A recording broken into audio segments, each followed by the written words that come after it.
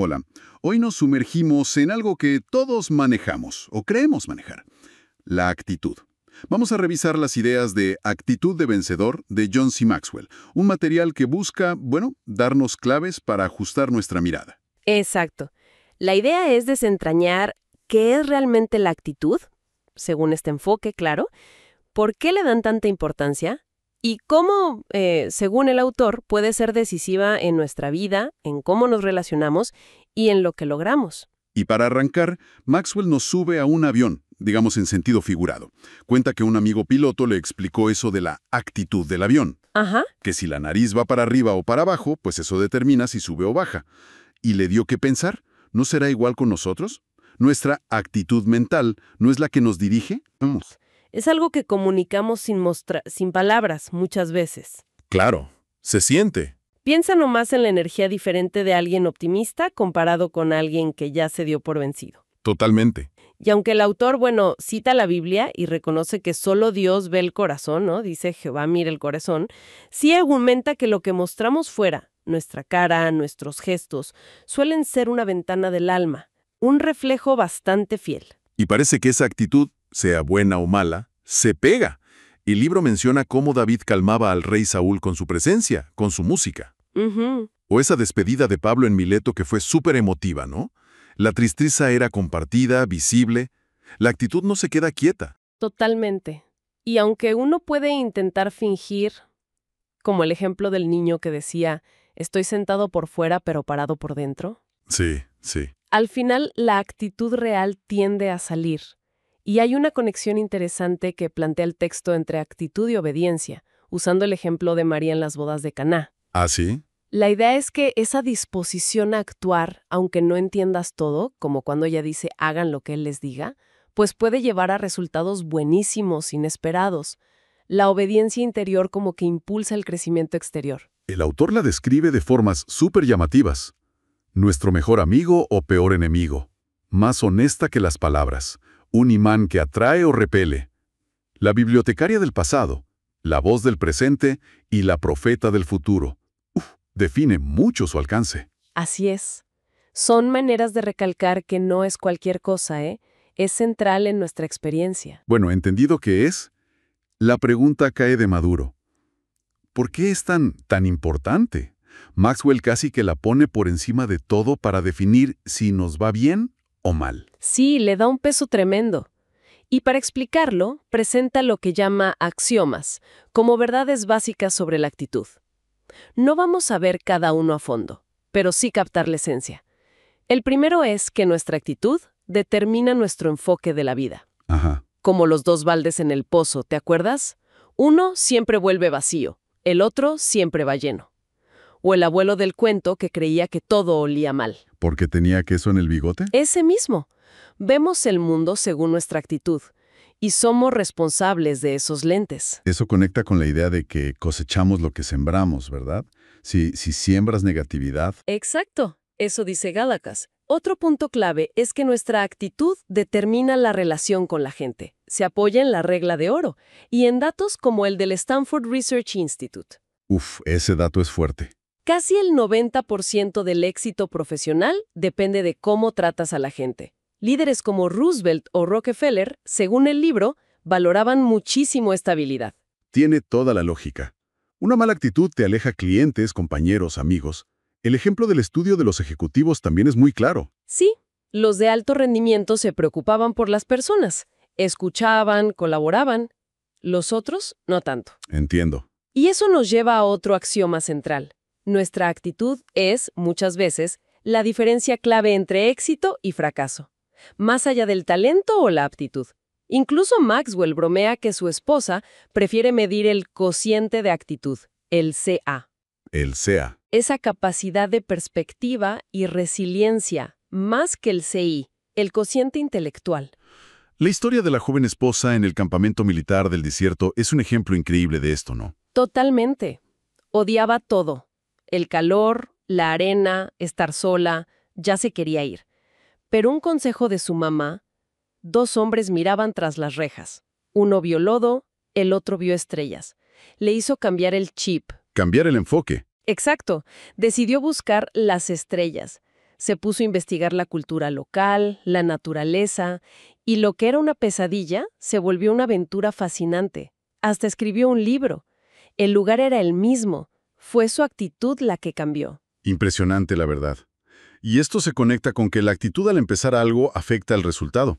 El clásico ejemplo de los vendedores de zapatos. Claro, el que ve un problema, nadie usa zapatos, y el que ve una oportunidad, todos necesitan zapatos.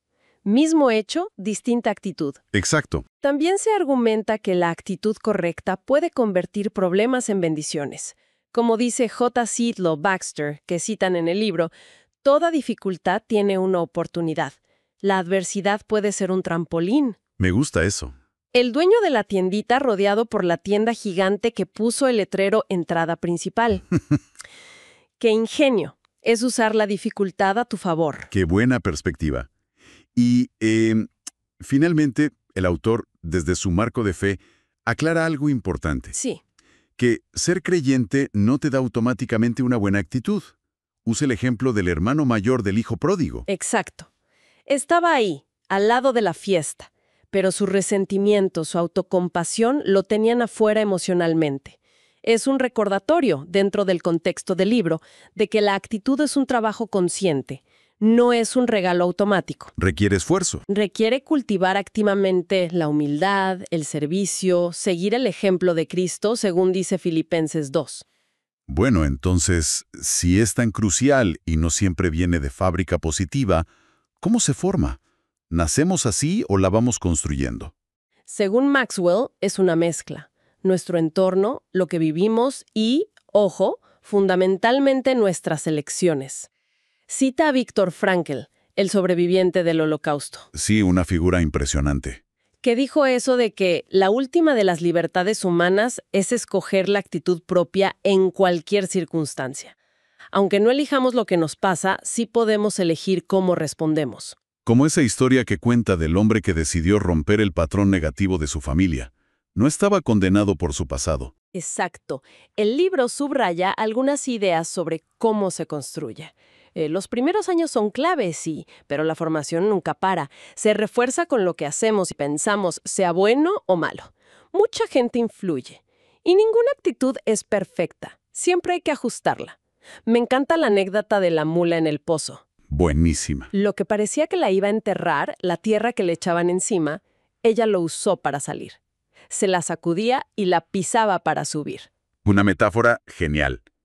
Y el autor detalla cómo los materiales de construcción, nuestra personalidad base, el ambiente, las palabras que escuchamos, si nos sentimos valorados o no, nuestra autoimagen, las experiencias nuevas, la gente con la que andamos. Son un montón de cosas. Sí, es complejo. Influyen muchos factores. Destaca mucho la importancia de la afirmación de los adultos, ¿no? Recuerda a sus maestros que creyeron en él. También la autoimagen. Actuamos según cómo nos vemos. Y cómo el éxito, por chiquito que sea, la refuerza. Y luego advierte sobre errores que cuestan caro, principalmente el de ponernos límites nosotros mismos o dejar que otros nos los pongan. Ese es un punto crítico. Como Adam Clark, que le decían que no servía para estudiar, pero un maestro vio algo más, o los recortes deportivos que parecían imposibles de batir. ¿Cierto? La analogía del elefante atado de chiquito a una estaca. De grande ya ni intenta soltarse, aunque podría. O las pulgas en el frasco que aprenden a no saltar más alto que la tapa, incluso si le quitas la tapa. Creamos techos invisibles. Exacto. Con frases como, nunca se ha hecho antes, yo no sirvo para esto. Nos limitamos solos. Es fácil caer ahí. Pero, a ver, ¿qué pasa cuando, aunque le echemos ganas, la actitud se nos cae? Todos tenemos días malos. El libro habla de perder altitud. Es que es inevitable. El texto da algunas guías para esa turbulencia. Primero, tu reacción importa más que lo que pasó.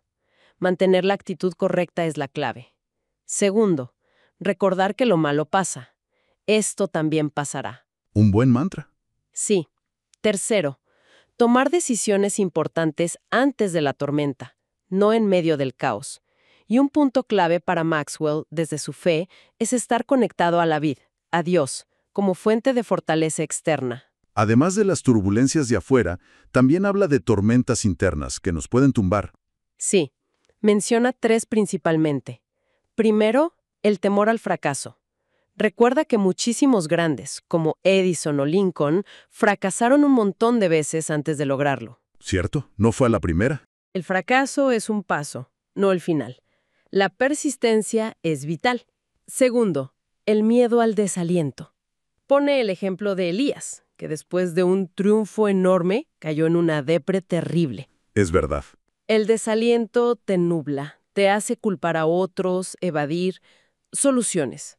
Acción positiva, pensamiento positivo, buscar ejemplos positivos y, otra vez, persistencia. Como dice E. Stanley Jones, cuando la vida te dé una patada, que te lance hacia adelante. Me gusta esa frase. Y la tercera tormenta interna es el pecado no resuelto. Correcto. Desde la perspectiva bíblica del autor, ese conflicto moral interno, como el que describe Pablo en Romanos 7, o lo que vivió David después de su error, genera una actitud negativa, destructiva, que te debilita por dentro. Y además de lo interno están los golpes de afuera. Menciona la crítica, los problemas, el cambio, el negativismo. ¡Uf! Exacto. La crítica, que duele más si viene de gente cercana. La clave es no volverte negativo tú también. Los problemas, que son parte de la vida, la actitud define si los ves como muros o como escalones. Verdad. El cambio, al que a menudo nos resistimos, pero que es necesario para crecer. Hay que tener la actitud correcta para navegarlo. Y el negativismo, que es súper contagioso, limita nuestro potencial y nos roba la alegría de vivir. Hay que cuidarse de esas creencias limitantes, como los que pensaban que la Tierra era plana. Parece un campo minado mantener una buena actitud, ¿eh? Pero la gran promesa del libro es que sí se puede cambiar, ¿verdad? Totalmente. Ese es el mensaje central de la última parte. No estamos fritos, no estamos condenados a nuestras actitudes actuales. Como dice Maxwell, estamos a solo una actitud de distancia. Requiere esfuerzo, claro, pero podemos salir de esa prisión. El testimonio anónimo que incluye, de alguien que tuvo una transformación radical por su fe, ilustra ese potencial. Entonces, ¿cuáles son los pasos concretos que propone para lograr ese cambio? A ver si nos da una guía. El libro detalla una serie de decisiones clave. Primero, evaluar con honestidad las actitudes actuales. ¿Dónde está el problema real? ¿En lo que siento? ¿En cómo actúo? ¿En lo que pienso? Ser sinceros con uno mismo. Exacto. Segundo, comprender que la fe puede ser más fuerte que el temor. Aquí propone una fórmula basada en el libro de Hechos.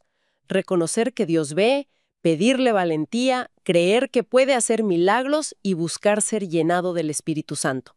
Tercero, escribir una declaración de propósito. Ser específico, decirlo en voz alta, actuar en consecuencia. O sea, tener claro a dónde quieres llegar. Justamente. Cuarto, sentir el deseo genuino de cambiar. Ya sea porque te duele donde estás, porque estás aburrido o, idealmente, porque entiendes los beneficios del cambio. Quinto, vivir día a día. Sanar el pasado, sí, pero enfocarse en el hoy. El aquí y ahora. Eso. Sexto, cambiar activamente los patrones de pensamiento, porque lo que piensas genera lo que sientes. Séptimo, desarrollar buenos hábitos. Las actitudes son en buena medida hábitos de pensamiento. Y octavo, decidir continuamente mantener la actitud correcta. Es un trabajo de mantenimiento, no se logra una vez y ya. No es una solución mágica, entonces. Requiere compromiso. Y menciona que no tenemos que hacerlo solos, ¿no? Correcto. Hay ayudas, apoyos alrededor. La cooperación de un amigo, alguien que te anime, a quien le rindas cuentas. Asociarse con la gente correcta. La influencia es poderosa. Seleccionar un modelo a seguir. Alguien de quien aprender viendo su ejemplo. Aprender de otros. Sí, aprender de los errores, verlos como maestros, no como el final del camino. Y ser receptivo a experiencias exitosas, por pequeñas que sean, para ir construyendo confianza e impulso. Y finalmente, el autor vuelve a su pilar fundamental, la conexión con Dios. Sí, para Maxwell este es el recurso supremo, digamos. Lo desglosa en 3. Primero, la palabra de Dios, la Biblia. La ve como fuente de verdad que transforma la mente y el corazón, recordándonos nuestra importancia y seguridad en él. Para él es la fuente original del pensamiento positivo auténtico. Interesante. Segundo, la oración. Argumenta que la oración nos cambia primero a nosotros, alinea nuestra perspectiva con la de Dios. Analiza un salmo, el 25, para mostrarlo. Y tercero, el Espíritu Santo, como la fuente de poder interior para ese cambio real y duradero. Menciona cómo transformó a los discípulos. El testimonio de Jim que cuenta ilustra cómo pedir esta ayuda puede marcar una diferencia enorme. La fórmula final es mirar hacia arriba para la victoria. Bueno, hemos recurrido bastante explorando esta actitud de vencedor. Si algo queda claro de este material, es que la actitud, aunque influenciada por un montón de cosas, se presenta como una elección potente, que podemos moldear y que es fundamental para una vida con propósito, según el autor. Y la responsabilidad, insiste, es de cada uno. Aunque el cambio pueda ser un proceso, no estamos atados a patrones negativos. El libro recalca que las herramientas, incluyendo las espirituales desde su visión, están ahí, disponibles. Considerando todo esto, una reflexión interesante para quien nos escucha podría ser, más allá de buscar una transformación total de un día para otro, ¿cuál es ese pequeño ajuste de perspectiva, esa mínima corrección de rumbo en la actitud de todos los días que podría empezar a desbloquear un avance, ya sea en el aprendizaje, en el trabajo o en algún desafío personal que se esté enfrentando justo ahora? Pequeños, pero bien intencionados. Gracias por acompañarnos en esta exploración profunda. Hasta la próxima.